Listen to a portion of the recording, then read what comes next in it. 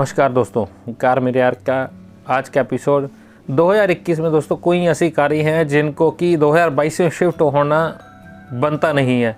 उन्होंने एक तरीके से कहा कि शोरूमों में जगह घेर रखी है और उनकी सेल भी बहुत कम है।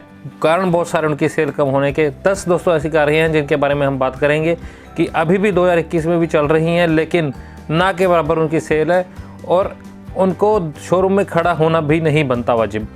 तो चलिए दोस्तों शुरू करते हैं आज का ये वीडियो।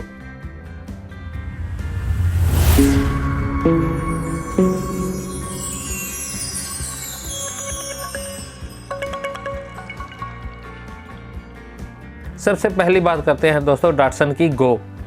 डाटसन की गो दोस्तों ऐसी कार है जो कि पहले जब शुरुआती तौर पे आई थी तो अच्छी कार लगती थी। बड़े साइज़ की कार कम पैसे कम बजट के अंदर मिल जाती थी। अच्छा सीवीटी इंजन गियर बॉक्स था ऑटोमेटिक के अंदर, लेकिन अब के दौर के अंदर बहुत ही हल्की, चीप और वैल्यू फॉर मनी एस्पेक्ट से बाहर होती जा रही कार बन गई है वो। तो इस करके इसकी सेल के अंदर भी कोई ख़ास इजाफा हमें देखने को पिछले कई दिनों से कई सालों से नहीं दिखा। तो मेनली देखा जाए तो सिर्फ 50 से 60 यूनिट्स ही हर महीने बिक पाती हैं इसकी। तो इसलिए इस कार का भी 2022 में होना ना होना एक बराबर है। तो अगर ये डिसकंटिन्यू हो जाती है तो कोई बड़ी बात नहीं है इसमें। नंबर 2 पे जो कार है दोस्तों वो डाटसन की ही है, गो प्लस।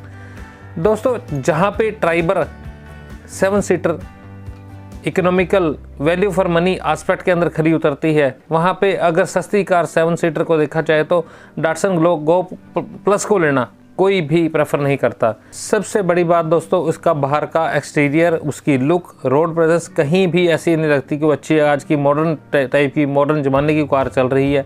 इंटीरियर में खास हमें चेंजेस बदलाव देखने को नहीं मिले जो अपडेट भी की गई, और कोई अच्छे फीचर्स भी इसमें नहीं मिलते। तो इसलिए ये कार भी कुछ ज़्यादा सेल नहीं निकाल पा रही। 50 से 60 कारें ये भी हर महीने बिकती हैं, तो ये कार भी हमें शोरूम्स के अंदर ना दिखे कोई बड़ी बात नहीं है। अगले साल शायद ये कारें भी नज़ारत हो जाएं इंडिया से। वैसे तो डाटसन की पूरी सीरीज़ ही मेरे को लगता है कि कोई ऐसी अब ढंग की कोई भी ऐसे प्रोडक्ट नहीं है इनके पास जो अच्छी सेल निकाल पाए या फिर कस्टमर के लिए एक वैल्यू फॉर मनी या एक अच्छी चीज़ हमारे सामने पेश कर पाए। आगे दोस्तों जो अगली कार की मैं बात करने लगा हूँ वो कार दोस्तों आप जो इस लिस्ट में मैंने शामिल की है तो उसको हैरानी होगी आपको देख के, होंडा की जैज़। होंडा की जैज़ एक अच्छी बेहतरीन कार होने के बावजूद भी अपनी जगह नहीं बना पा रही। कंपनी की तरफ से ही इसको नेगलेक्ट करना कार को बहुत बड़ा नुकसान दे रहा है इस कार को। सबसे पहली बात, जब गाड़ी नई नई आई थी उसमें मैजिक सीट्स की सुविधा थी, कई तरह से अलग अलग तरीके से इसकी सीट्स को हम मॉडिफाई कर सकते थे, चेंज कर सकते थे, फ्लेक्सिबिलिटी थी। उसको हटा दिया गया। जब अपडेट किया गया तो ना के बराबर इसमें अपडेट किया गया और उसके बाद भी इसके अंदर जो लोअर वेरिएंट थे वो ख़त्म कर दिए गए। वैसे अगर देखा जाए तो इस कार की जो राइवल है सिर्फ एक ही कार बची है अब, वो है i20। अगर मोटे मोटे तौर पे प्रीमियम हैचबैक के तौर पे देखा जाए तो, क्योंकि कोई भी कार डीजल में अब नहीं बची, सिर्फ i20 बची है। अल्ट्रोज इससे थोड़ी छोटी कार इस रेंज से, लेकिन i20 के पास 2 पेट्रोल और एक डीजल इंजन का ऑप्शन अवेलेबल है और लोअर वेरिएंट से शुरू हो जाती है। वहीं पे अगर बलेनो को देखें तो बलेनो 5 की फिगर से 5.5 पौने 6 लाख के करीब एक्सशोरूम प्राइजेज उसके शुरू हो जाते हैं, लेकिन इस गाड़ी के जो प्राइस है बहुत ज़्यादा हायर प्राइस पे रखे गए हैं। मुश्किल से इसकी सेल 400-500 गाड़ियाँ भी नहीं निकल पाती हर महीने। तो ये गाड़ी या तो बहुत बड़े बदलाव के साथ आनी चाहिए या फिर ये गाड़ी ज़्यादा देर चलेगी नहीं।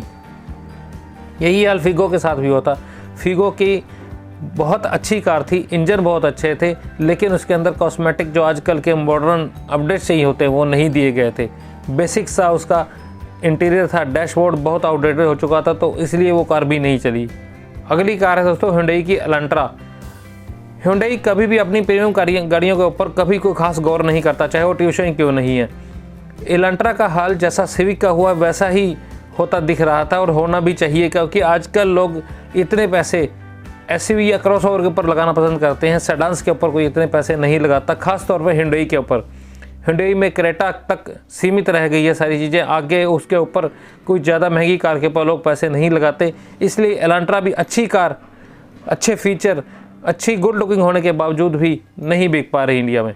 अगली कार है दोस्तों ई वेरिटो। महिंद्रा की तरफ से वेरिटो का इलेक्ट्रिक वर्जन पेश किया गया था जो कि बहुत साल पहले पेश किया गया था। अब उसके मुकाबले में नेक्सॉन, कोना, ZS EV जैसी कारें आ गई हैं जो कि इससे बहुत ज़्यादा एडवांस इलेक्ट्रिक व्हीकल्स हैं और बहुत ज़्यादा प्रैक्टिकल भी हैं। अब इस कार को देखें तो बहुत ही चीप और ओवर प्राइस की हुई गाड़ी लगती है। इस गाड़ी की रेंज ही बहुत कम है, तो इस गाड़ी को भी बंद होना लाजमी बनता है। शोरूम्स के अंदर देखिए गए थी जगह घेर रही है, फॉर्मेलिटी के लिए एक इलेक्ट्रिक व्हीकल है, महिंद्रा वाले ये दिखा रहे हैं बस। अगली गाड़ी भी महिंद्रा की तरफ से ही है, KUV 100। इस गाड़ी के तो क्या कहने, जब आई थी तो बहुत बुरी थी, जब अपडेट की गई तो बहुत बुरी तरीके से अपडेट की गई। तो मेरे को ये समझ नहीं आ रहा कि ये लोग महिंद्रा वाले अपनी कार को, ये KUV 100 को ही शोरूम में क्यों रखे पड़े हैं, जहाँ पे थार जैसी बेहतरीन गाड़ियाँ इन्होंने अपडेट कर दी, KUV को क्यों नहीं अपडेट किया। मेरे हिसाब से ये छोटा सा एक रेंज दिखाना चाहते हैं अपनी कि छोटे लाइनअप के अंदर हमारे पास गाड़ी है, ना तो उसके अंदर इंजन ढंग का है, ना उसकी प्लास्टिक क्वालिटी, ना इसकी रोड प्राइस ढंग की है। और उस गाड़ी को चलाने का जो एक्सपीरियंस है वो किसी भी कस्टमर से आप उसके पूछ सकते हो, KUV जिसके पास है वो आपको क्या एक्सपीरियंस देगा 3 या 4 साल बाद।